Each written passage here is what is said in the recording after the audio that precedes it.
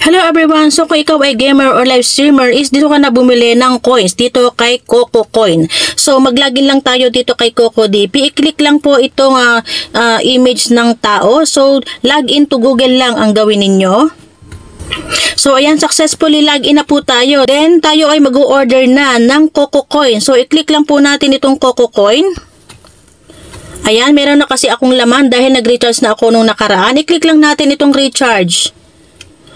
So, ayan, sa 150 pesos is magkakaroon na agad tayo ng 150 Coco Coin. So, take note po, kada kayo ay magre-recharge dito kay CocoDP, kayo ay magkakaroon na 1% discount.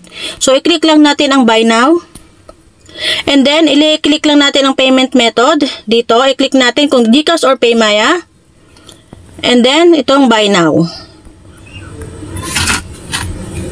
Okay, so, ayan lang po, 150 Coco Coins, so 150 GCash, click ang confirm.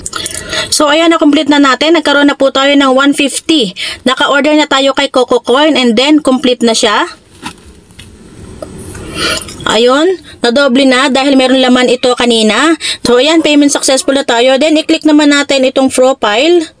Para lumabas itong ating Popo, pwede rin po kayo mag-recharge kahit saang games na makikita nyo dyan sa ating CocoDP. So, order tayo. So, dapat ay tama ang ating ID. Mag-order tayo ng 21,000 coins at meron pa po siyang plus na 4,500 o diba? Sa halagang 169 lamang. Okay, so i-click the payment method. Ito yon. I-click natin yan. And then, dapat po is mayroong Gmail. And then, dito sa buy now. Buy now. Ayan, diba? Confirm. Coco Coin, nakabili tayo ng 100. Ay, click natin ang confirm. Nakabili tayo ng 169 Coco Coin lamang. At meron tayong 21,000 plus 4,500 worth of coins. Okay, so complete. Pasok na tayo sa ating Popo.